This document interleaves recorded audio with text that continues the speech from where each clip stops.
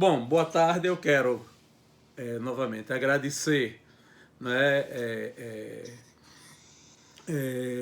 pelo convite à professora Andréa, né, e dizer que é sempre uma satisfação conversar, né, com as pessoas sobre esse tema. Né?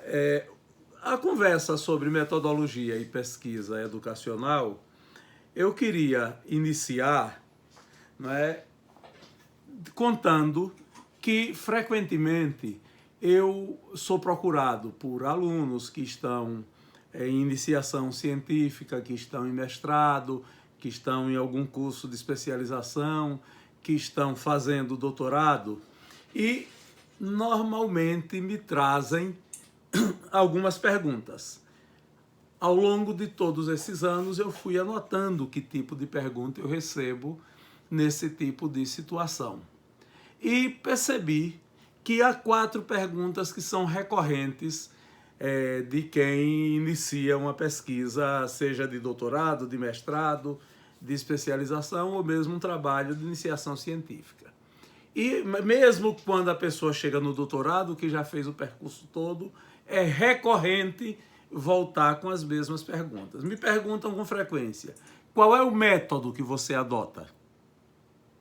Me perguntam com frequência: qual é o teórico que você segue?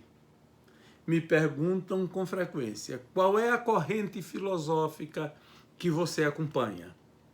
E a pergunta que para mim é a mais constrangedora: qual é o manual de metodologia que eu devo ler? Eu queria começar a responder pela última pergunta, dizendo o seguinte: fuja dos manuais de metodologia.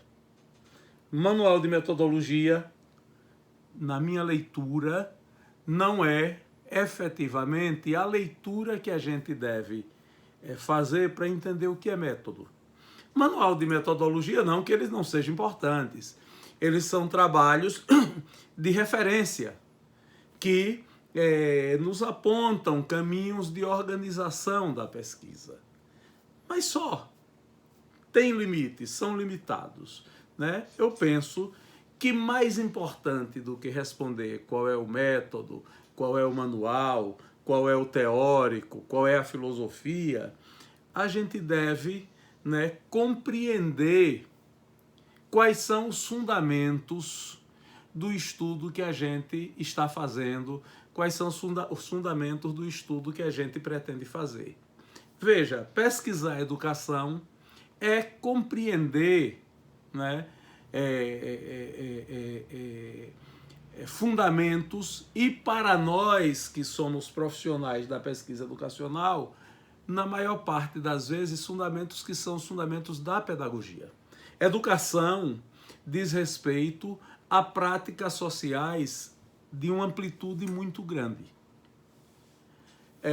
Falar de educação é falar de todos os processos que concernem a transmissão da cultura, que dizem respeito ao modo de transmitir o acervo criado pelo homem de uma geração a outra. O que nós estamos sempre imbuídos é do discurso da pedagogia normalmente. E muitas vezes o discurso da pedagogia, né, é muito bom, muito útil, muito importante. Mas a gente tem que saber como lidar com ele para compreender algo bem mais amplo, que são as práticas de transmitir a cultura, que são as práticas da educação. Veja, pelas suas características e pelas coisas das quais ela trata, a pedagogia produz sempre um discurso esperançoso. A tarefa da pedagogia é a tarefa de formular, de teorizar e de apontar práticas acerca da formação das pessoas, acerca da transformação dos indivíduos. Nós nascemos na condição de seres naturais e, à medida que vivemos, nos transformamos em seres sociais. A transformação do homem natural em homem social é um processo que a pedagogia conduz. E a condução desse processo é feita sempre por um discurso esperançoso, por um discurso que remete ao porvir, que remete a um vir a ser, que remete a um dever ser, que é sempre cheio de esperanças na mudança do mundo, na mudança do homem, no aperfeiçoamento humano. E é natural que assim seja, e é bom que assim seja, e é importante que assim seja. Mas, quando nós vamos à pesquisa, se formos imbuídos apenas desse discurso, a gente pode se atrapalhar muito e sofrer um bocado de atropelo. Pesquisar é compreender a realidade. Pesquisar é dar sentido a coisas reais. Pesquisar é compreender o que efetivamente é e não o que nós gostaríamos que o objeto que nós estudamos fosse. Pesquisar é compreender o real, é buscar a compreensão do real, é buscar dar sentido ao real e não projetar sobre o real os nossos desejos e não projetar sobre o real as nossas esperanças. Pesquisar é compreender fenômenos do tempo presente, é compreender fenômenos do passado. Pesquisar é estabelecer e encontrar, o sentido dos fatos que dizem respeito à vida das pessoas. A relação que as pessoas estabelecem ou estabeleceram entre si, as relações que as pessoas estabelecem com a natureza. Na verdade, as práticas humanas não são explicadas por si. As práticas humanas, elas nos fornecem informação e a partir da nossa orientação delas a gente extrai sentidos que o homem produz ao viver. Por isso que pesquisar requer necessariamente a compreensão do contexto. É importante que a gente tenha clareza disso quando a gente se lança à pesquisa educacional. Eu gosto muito e continuo considerando atual uma professora, pesquisadora, autora, que se projetou no ambiente da pesquisa educacional nas décadas de 80 e 90 do século XX. Estou falando da professora Zaya Brandão. E conheço dela aquilo que me parece o melhor discurso que eu já ouvi, que já li, sobre metodologia da pesquisa educacional. Para quem quiser uma indicação de leitura, eu recomendo que leia o trabalho dela, publicado pela editora da Universidade São Francisco, em São Paulo, no ano de 1999, A Inteligência Educacional, um Percurso, com Pascoal Leme, por entre as histórias e as memórias da Escola Nova no Brasil. Ela, na verdade, se lançou à pesquisa e não pretendia escrever sobre pesquisa. Mas ao escrever sobre o objeto dela e sobre os encontros e os desencontros da pesquisa dela com o objeto, ela colocou à disposição de todos nós, penso eu, um excelente discurso sobre os sentidos e os significados da pesquisa educacional. Na verdade, nós, intelectuais da educação, nós, pesquisadores da educação, estudiosos da educação, nós somos sempre tentados a supervalorizar ideias.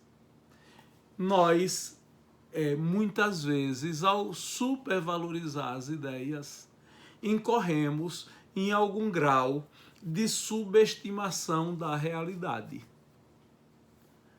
E este é um alerta que a gente precisa ter sempre que a gente se lança à pesquisa educacional. Um alerta metodológico. As ideias são extremamente importantes. A filosofia da educação é um campo de extrema importância para a gente compreender as ideias educacionais. Mas a filosofia tem como objeto a especulação. Nós queremos compreender aquilo que foi efetivamente vivido ao nos lançarmos à pesquisa educacional, a não ser que nós nos lancemos no campo da pesquisa em filosofia da educação. Aí a observação metodológica passa a ser de outra natureza. Na verdade, ao pesquisar, nós temos que tomar cuidado para não secundarizar as práticas escolares, as práticas educacionais. Ao pesquisar, nós temos que tomar muito cuidado para não secundarizar a importância das instituições escolares. Ao pesquisar, nós temos que tomar cuidado e ganhar clareza para com o papel que exercem os intelectuais da educação. Estudar intelectuais nem sempre é fácil, porque muitas vezes o sujeito intelectual se imbui de um papel de agente político ou de agente que se envolve em algum tipo de prática social que faz com que a gente termine fazendo um julgamento do indivíduo e esqueça a sua contribuição, né, aos projetos educacionais. Claro, não dá para fazer de conta que as outras práticas de vida não existem, que o contexto sob o qual ele vive não existe. Mas não dá para transformar o olhar que a gente lança sobre o indivíduo em olhar julgador.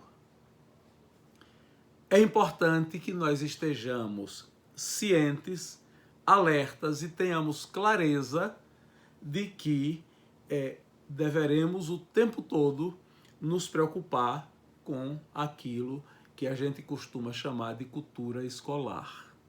O conjunto de práticas que dão sentido à existência da escola.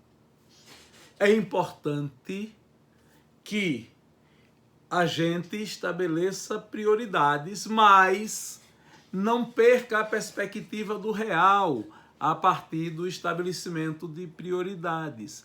É comum que nas pesquisas educacionais, em história da educação, em sociologia da educação, em psicologia da educação, muitas vezes a gente seja envolvido por recortes macropolíticos que estão para além do objeto educacional estudado e mergulhe naquele recorte o nosso objeto e percamos a perspectiva do objeto envolvidos que estamos com a macropolítica recortada. Muitas vezes nós assumimos um viés interpretativo embasado em teorias econômicas e esquecemos das práticas educacionais. Algumas vezes, né, esse envolvimento nos leva a entender que as teorias econômicas explicam as práticas educacionais. Ora, não dá para pensar nada na sociedade que não seja um contexto complexo, mas teorias econômicas explicam práticas da economia. As práticas da educação são explicadas pelas teorias, pelos objetos, pela cultura que a educação produz, que a escola produz, que a formação dos indivíduos no ambiente escolar, no ambiente social, no ambiente familiar produz. Não dá para a gente achar que ao priorizar o mundo das ideias, ao se entusiasmar com uma dada teoria, a gente encontrou a chave explicativa de todas as coisas.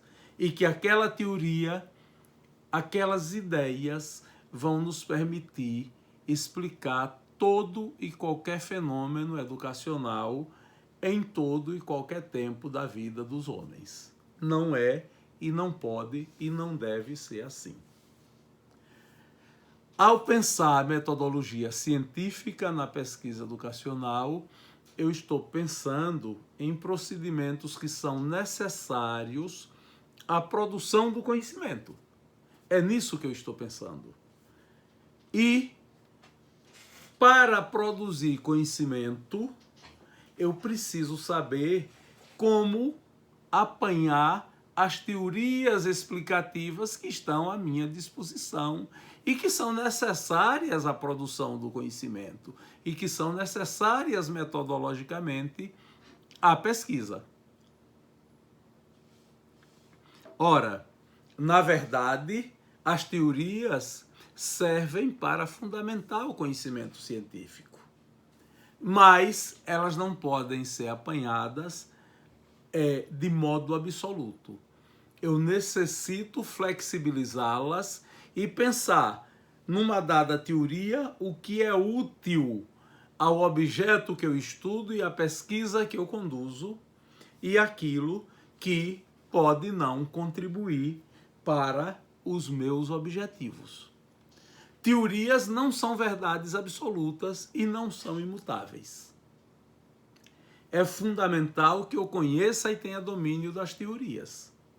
Mas é fundamental que eu saiba que, ao lançar o olhar sobre elas, esse olhar deve ser bastante flexível.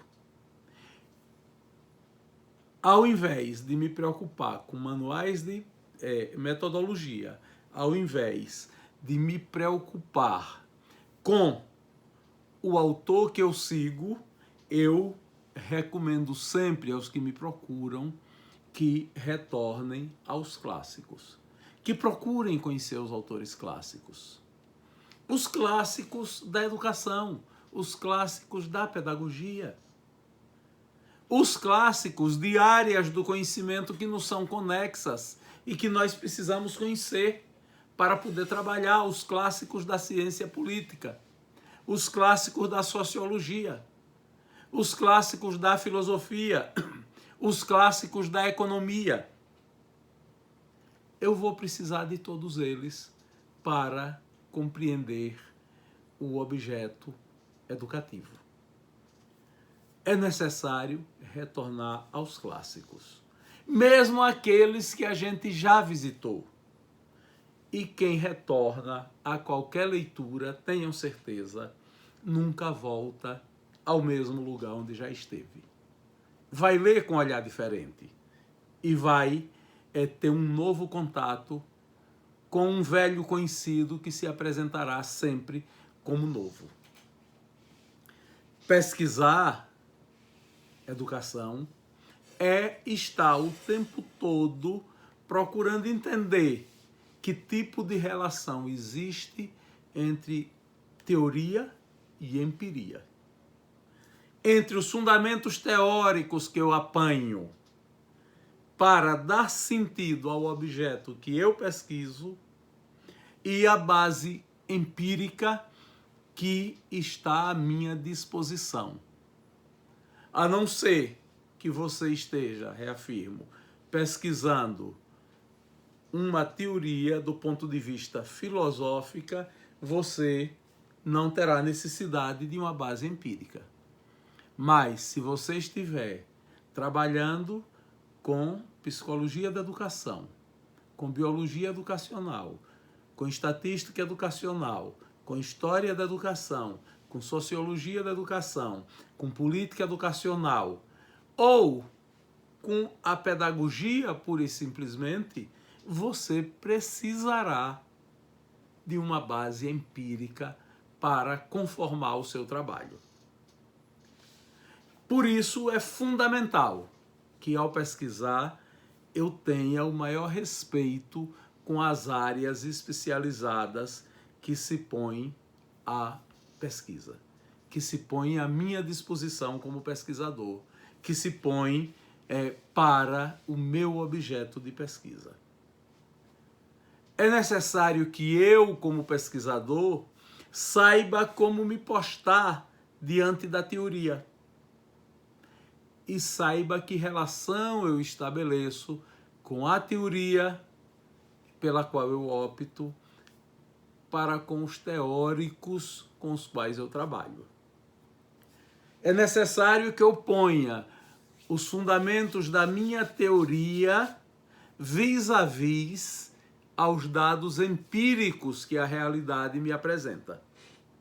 A teoria estará sempre confrontada com a realidade. A teoria será utilizada para tentar explicar elementos da realidade. Mas quando a realidade não confirmar a teoria, busque outros caminhos explicativos da realidade que lhe interessa e comece a admitir que a sua teoria possui limitações que não permitem que todas as coisas sejam explicadas. Acima de tudo, ao pesquisar, tenhamos conosco uma dada verdade. Todo saber é provisório, todo conhecimento é provisório, toda verdade é provisória, todas as certezas, sejam elas do senso comum ou de uma base científica, são certezas provisórias que podem ser modificadas pela realidade. Por isso, a ciência só progride, a produção do conhecimento só progride quando é capaz de relativizar as teorias. Relativizar as teorias é uma necessidade premente, é uma necessidade permanente que nós temos. E aí eu visito e convido, a companhia da professora Zaya Brandão, que eu citei há pouco. Foi ela quem fertilizou em mim esta consciência de que as teorias são sempre hipóteses. Ou seja, posso, devo e é necessário que eu trabalhe com as teorias, mas eu devo tomar as teorias sempre como hipóteses. Teorias são hipóteses. Teorias não são verdades que eu aplico e absolutizo diante da minha base empírica, diante da minha realidade. Vários autores, vários clássicos, já me ensinaram como as verdades são provisórias e como eu preciso tomar uma verdade como um processo. A verdade é em si um processo, né? A obra de Michel Foucault é rica em exemplos de como a verdade é processo. A obra de Adam Schaff, principalmente um livro que fez muito sucesso nos anos 70 até os anos 80, de Schaff, História e Verdade. Ficou muito em moda na década de 80 esse livro de Schaff. Ele me ensina como a verdade é um processo. E os processos são meios, são caminhos. A verdade é provisória. E há um outro autor que me agrada muitíssimo, que eu penso que ele também me explica isto. Estou falando do sociólogo alemão Norbert Elias. Em qualquer trabalho dele que eu apanho, mas acho que onde ele mais demonstra isso, a exaustão, é no seu clássico O Processo Civilizador, a história dos costumes. Ou seja, entender a verdade é avaliar o conhecimento. É necessário que o conhecimento seja permanentemente avaliado e reavaliado, para que eu entenda que a verdade não é um valor em si. A verdade é relativa. A verdade é dada historicamente, a verdade é dada socialmente, a verdade é dada geograficamente. A verdade de uma sociedade não é a verdade de outra sociedade. Essas verdades são distintas. A verdade de uma sociedade nem sempre é a mesma se eu olhar para essa sociedade em momentos distintos, em tempos diferenciados. A verdade muda historicamente, a verdade muda socialmente, a verdade muda geograficamente. Bom, dados esses pressupostos, eu posso dizer que a pesquisa em educação, essa busca da verdade, tem mudado, como todo conhecimento muda permanentemente. E o século XX é um período de muitas e ricas mudanças na pesquisa em educação. Principalmente a última década do século XX. A última década do século XX fez com que a pesquisa educacional ficasse isolada em seus paradigmas e reproduzisse muitas teorias. Muitas. Aliás, isso já vinha acontecendo desde a década de 1980 do século XX. Esse embate de teorias na pesquisa em educação. E a crítica que se fez à pesquisa em educação foi intensa pelo hábito que estava incorporado, e eu estou falando da pesquisa em educação no Brasil, desde a década de 1970, de reproduzir teorias em nome de estar pesquisando. Ao incorporar essas teorias e secundarizar a base empírica, a pesquisa em educação muitas vezes deixou de incorporar a contribuição de áreas afins. O conhecimento da pesquisa educacional ficou defasado. Olha, na minha geração, né, eu tive uma formação bastante variada, né? Comecei minha formação na graduação, lançando o meu olhar em duas áreas e recebendo a influência de duas áreas. A área do direito e a área da pedagogia, né? E a minha geração foi formada incorporando um conjunto de certezas pedagógicas que muitas vezes fizeram com que a gente se distanciasse de outras áreas. Eu sou de uma geração que retirou dos estudos e da pesquisa educacional e secundarizou a estatística educacional. E agora nós estamos recuperando a estatística muito fortemente, porque temos necessidade dela e nenhuma área do conhecimento humano pode abandoná-la. É necessária, como todas as formas de conhecimento, colocá-la dentro dos seus limites, mas não dá para abandoná-la. Eu sou da geração na qual se abandonou o interesse pela biologia educacional. E agora a biologia educacional está batendo a nossa porta com muita força. Não dá mais para eu continuar falando de aprendizagem, não dá mais para que eu continue discursando sobre alfabetização, sobre método, sem considerar as coisas que a biologia educacional, que a biologia está discutindo no tempo presente, e talvez o discurso mais claro quanto a isto seja o discurso da neurociência, que tem avançado bastante no debate sobre como se aprende. E dialogar com as tecnologias, né, Jorge? Exatamente.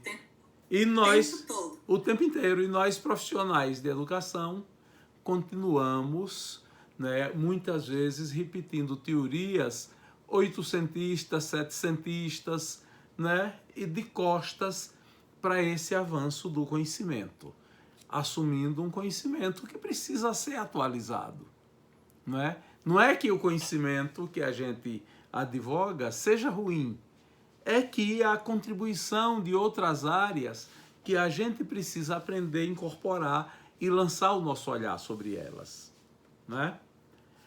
Há uma contribuição inegável para o avanço da pesquisa educacional no Brasil, que é a contribuição dos programas de pós-graduação em educação.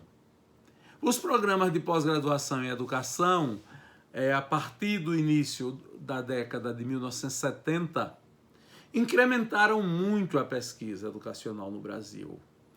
Fizeram com que a gente avançasse bastante. Mas ao avançar, nós incorporamos outros problemas. Nós disseminamos exclusivismos, nós disseminamos modismos teórico-metodológicos, nós supervalorizamos algumas matrizes. Teve uma época que foi a época do behaviorismo. E todo mundo supervalorizou o behaviorismo. Eu lembro de uma época que era impossível estudar didática sem se abraçar com os manuais de Benjamin Bloom, sem pensar na taxonomia dos objetivos educacionais. Olha, não é que seja desimportante, é extremamente importante, mas não é apenas. E ao fazer isso, nós terminamos, no fim da linha, criando um problema mais grave. Nós trocamos isso por outro tipo de teoria e abandonamos isto como se isto não tivesse nada a dizer nem a contribuir. Ou seja, exclusivismos, disseminação de exclusivismos. Ou eu assumo esta teoria e desprezo todas as outras, ou ao assumir outra, eu retiro esta e ponho na sacola das teorias que eu desprezo. Os modismos teóricos, não é? Houve um dado momento em educação que era impossível fazer qualquer debate em sociologia da educação, em política educacional, em história da educação, em psicologia, sem fazer referências ao intelectual italiano, importantíssimo, grande figura da vida intelectual, da história das ideias, que foi Antônio Gramsci. Depois se abandonou e esqueceu-se completamente de tudo que ele disse, de tudo que ele falou. Do mesmo modo, né, teve um dado momento que nós brasileiros nos referenciávamos o tempo inteiro por Anísio Teixeira. Depois deixamos as ideias dele de lado. Ou seja, são modismos teórico-metodológicos que supervalorizam algumas matrizes. Vivemos uma era que as teorias do marxismo eram capazes de explicar todas as coisas. Depois vivemos um outro momento no qual tudo se explicava pela cultura. Ora, é necessário, pela fenomenologia e várias teorias que a gente já abraçou e desprezou com a mesma disfarçatez. E é necessário que a gente compreenda que não pode fazer pesquisa educacional deste modo, não é? Que todos têm contribuição a oferecer. Eu lembro que, na minha época, em 1990, o modismo metodológico foi a questão do construtivismo, né? Sim. Em que um currículo foi todo mudado, me lembro, e eu fui uma das pessoas que eu estava lá brigando, assim. Eu era do colegiado de pedagogia e eu não entendia porque um curso de pedagogia inteiro tinha que ter 4 alfabetizações, uma alfabetização em arte, tinha que ter tanta coisa e se esqueceu completamente essa questão da taxonomia. Parece que tudo que se veio antes não prestava, né? E se inovou tudo e depois muda de novo. Pois é isso aí. Muito obrigado, professora Andréa, pela sua boa contribuição. Veja, A produção acadêmica, né, nesse período, depois dos programas de pós-graduação, cresceu muito. Nós avançamos muito, devemos muito aos programas de pós-graduação em educação. Todavia, a gente ficou carente de aperfeiçoar as nossas análises. Nós crescemos, produzimos uma maior quantidade de trabalhos, mas não amadurecemos analiticamente. Não nos aperfeiçoamos analiticamente. E havia necessidade de que as coisas corressem para e passo, né? A gente não pode jamais desconsiderar que o conhecimento educacional depende sempre de outras áreas. A educação precisa das contribuições da sociologia, a educação precisa das contribuições da psicologia, a educação precisa das contribuições da antropologia, da história, da filosofia, da biologia, da matemática, da estatística. É necessário que a gente esteja sempre considerando o que esses outros campos têm a nos dizer, da economia, da ciência política. Isto é uma necessidade nossa, de nós pesquisadores em educação. Sem isso, sem essas contribuições, a gente vai ter dificuldade de conhecer os modos de aprender, de explicar fenômenos como o fracasso escolar, de interpretar os problemas da política educacional, de tomar decisões quanto à formação profissional e, há pouco se deu aqui um exemplo, dos problemas de alfabetização. É necessário, né, o auxílio das outras ciências para que a pesquisa educacional possa explicar estas coisas.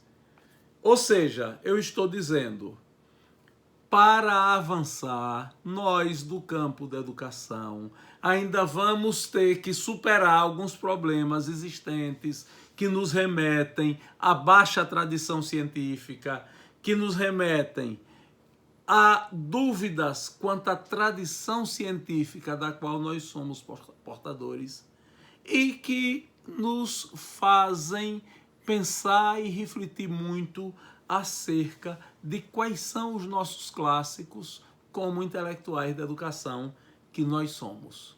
A gente precisa superar essas dificuldades, né? Ou seja, a gente precisa entender que a nossa prática profissional como pesquisadores em educação tem sido sempre a da busca de um estatuto científico para o nosso campo, tem sido sempre a da busca de uma identidade científica para o nosso campo, tem sido sempre a da busca de hegemonia teórica para o nosso campo. É isto, né, que a gente tem sempre perseguido como prática profissional da pesquisa em educação. Olha, vamos refletir um pouco sobre essa questão da busca do estatuto científico do campo da pesquisa em educação. No final do século XIX, né, começou a ficar mais forte a preocupação com a pesquisa educacional no mundo inteiro. O final do século XIX, lembremos-nos, viveu o apogeu do pensamento positivo, do contismo, das ciências da natureza. Aliás, já vem lá, atravessou boa parte do século XIX e no final do século XIX vivia um apogeu significativo. O estatuto científico tinha como marca os fundamentos das ciências da natureza. O campo da pesquisa em educação tem elementos que remetem aos elementos naturais, e eu citava há pouco os estudos em biologia, mas possui elementos que são predominantemente os elementos das ciências humanas. Mas buscando esse estatuto científico, né, nós adotamos, a partir do final do século XIX, cada vez mais, modelos de pesquisa que são modelos descritivos, modelos explicativos. Descrevem e explica. Adotamos com muita frequência e com muita intensidade o tratamento matemático através do campo estatístico. Buscamos parecer para ter esse estatuto de cientistas com o rigor e a imparcialidade de determinadas áreas da pesquisa nas ciências naturais, e que nem sempre é possível nas ciências humanas. Buscamos sempre estabelecer generalizações, que é uma das regras do método científico. Lembremos-nos de Comte e Durkheim. Mas, em ciências humanas, nem sempre é possível estabelecer generalizações. Citarei um campo no qual direi: é ciência, mas é a ciência das coisas particulares. E foge das generalizações, é o conhecimento da história, a história como ciência. Buscamos sempre, na tentativa de alcançar e de construir esse estatuto científico, explicar e provar através da separação sujeito-objeto. E a polêmica da separação sujeito-objeto, no final do século XX, chegaria no campo da pesquisa educacional com uma força estrondosa. Essa busca do estatuto científico ganhou uma intensidade grande na década de 1970 do século XX. Um debate que começou a questionar os limites do modelo das ciências naturais para explicar os fenômenos da educação. Posto que era necessário interpretar a empiria social. E as interpretações da empiria social nem sempre podiam pactuar com essa separação sujeito-objeto dada pelo modelo das ciências naturais. E a partir daí, nesse período da década de 70 do século XX, nós passamos a buscar novas referências teóricas. Passamos a estabelecer a obrigatoriedade nas dissertações e nas teses da explicitação dos quadros teóricos.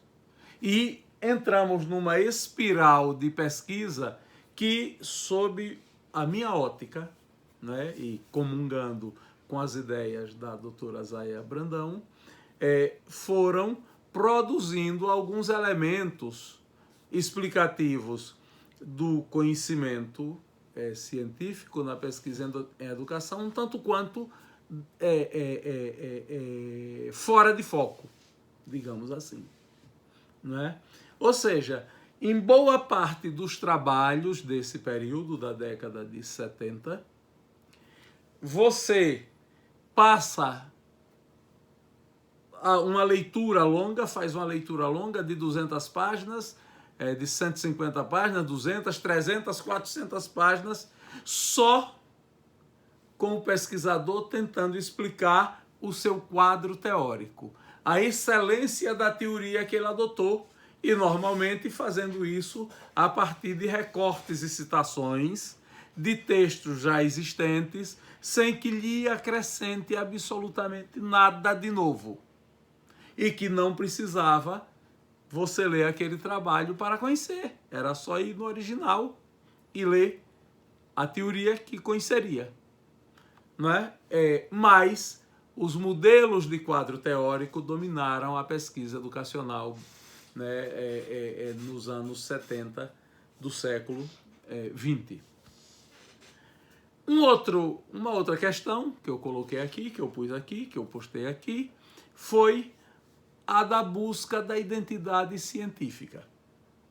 É a marca forte que nos deixam esses embates da década de 70 do século XX.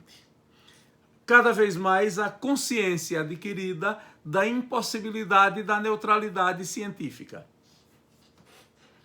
Por isso, e isso no bojo, e isso daí eu acho que foi uma contribuição positiva que esse debate que fez com que os quadros teóricos fossem trazidos à tona nos legou, né? Esses embates nos legaram uma contribuição positiva, que era a necessidade de esclarecer sempre o ponto de partida do pesquisador.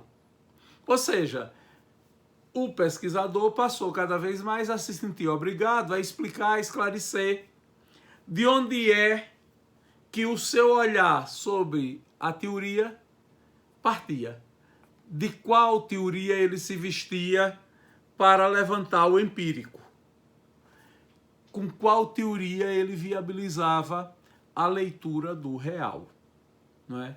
Assim, essa identidade científica era embasada em teorias viabilizadoras da leitura do real.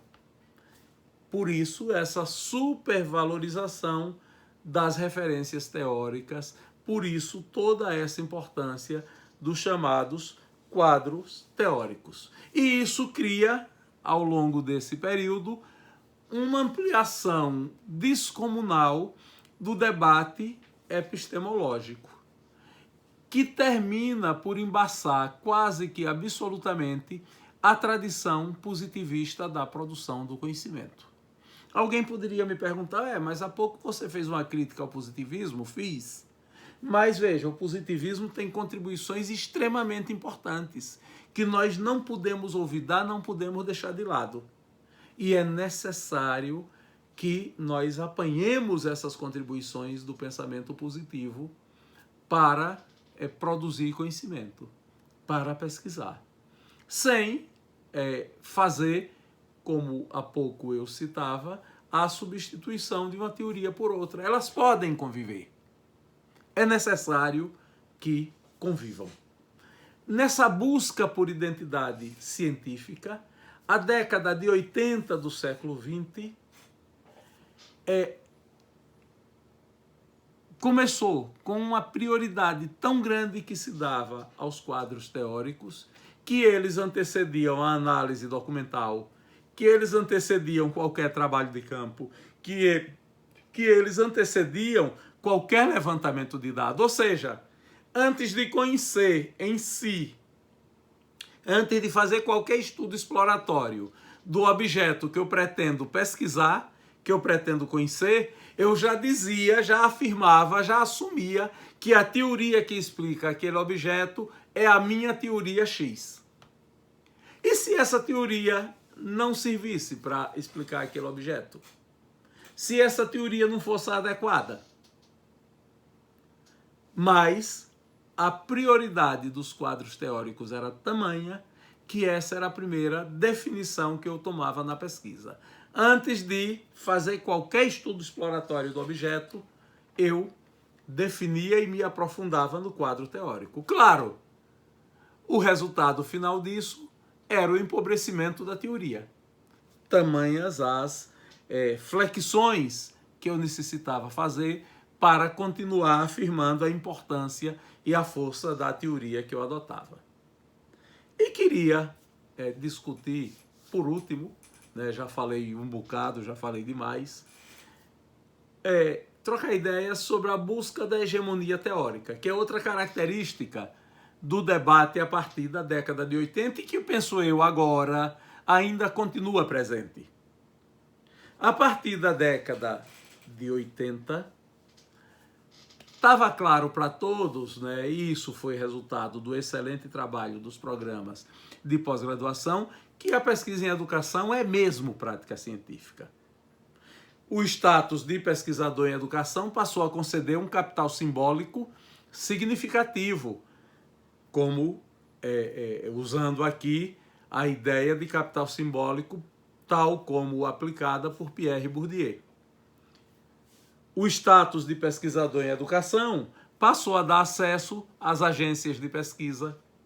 O status de pesquisador em educação passou a permitir que os quadros mais importantes do campo tivessem assento nos conselhos que definiam financiamento à pesquisa, bolsas de estudo, bolsas de pesquisa.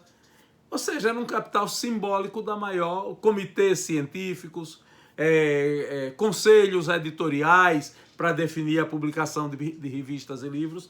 Era um capital da maior importância que o pesquisador em educação passou a adquirir. E nessa busca, né, que era uma busca pelo conhecimento, mas também era uma busca pelo poder, a disputa teórica se intensificou, evidentemente. Disputa no sentido de estabelecer que a sua leitura era a mais correta, que o seu suporte teórico era o mais adequado, que a sua compreensão empírica era a melhor, que era necessário definir a partir dos seus pressupostos os critérios de avaliação do campo e de aprovação no campo, que as suas posições eram as que melhor apanhavam dados empíricos e que melhor esclareciam esses dados. Isso é busca de hegemonia teórica no campo da pesquisa educacional, dada pelos embates entre ciência e ideologia, ou seja, no campo, aquele que detinha maior capital simbólico e que se apresentava como com maior domínio legítimo da ciência, ele poderia, né, classificar as demais formas de compreensão como ideologia.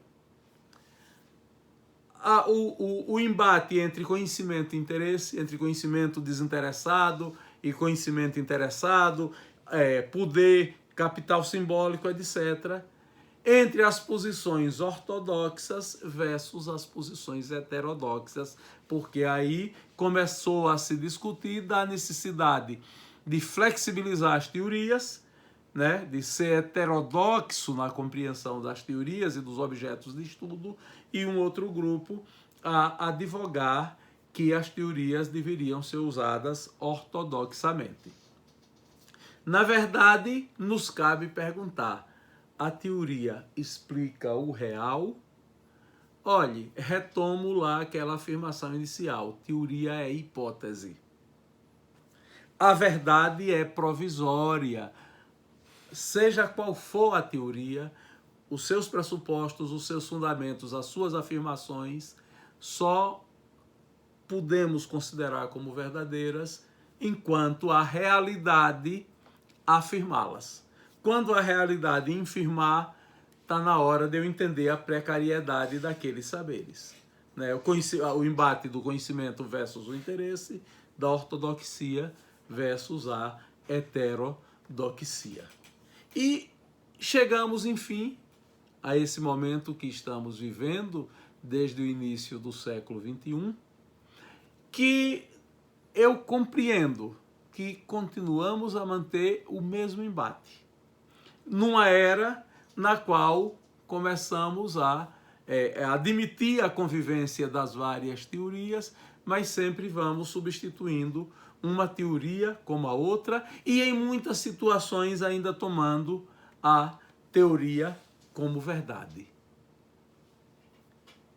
Quero encerrar dizendo o seguinte: nós, pesquisadores do campo educacional, precisamos das teorias para operar com as nossas bases empíricas. Mas entendamos as teorias, e esse conselho eu aprendi com a professora Zaya Brandão, a quem rendo aqui todas as homenagens possíveis.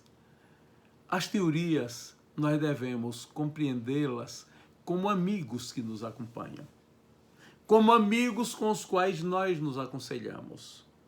Nós temos amigos de vários tipos. Nossos amigos são pessoas que são diferentes entre si. Nós os consultamos. Se eu tenho um dado tipo de problema, eu consulto um determinado amigo. Mas se meu problema é de outra natureza, eu consulto um outro amigo. A necessidade de solução do problema que eu tenho é que faz com que eu opte por este ou por aquele outro amigo. As teorias devem ser tomadas deste modo. Qual é a teoria ideal? Qual é a mais adequada? Qual é a que eu devo utilizar? aquela que for solicitada pela minha pesquisa, pela minha base empírica. E não há problema que eu conviva com 1, 2, 3, 4 teorias dentro da mesma pesquisa. O que eu preciso é colocar cada uma no seu devido contexto e dar clareza disto ao meu leitor. Era essa a minha conversa inicial aqui nesse debate sobre metodologia e pesquisa científica. Muito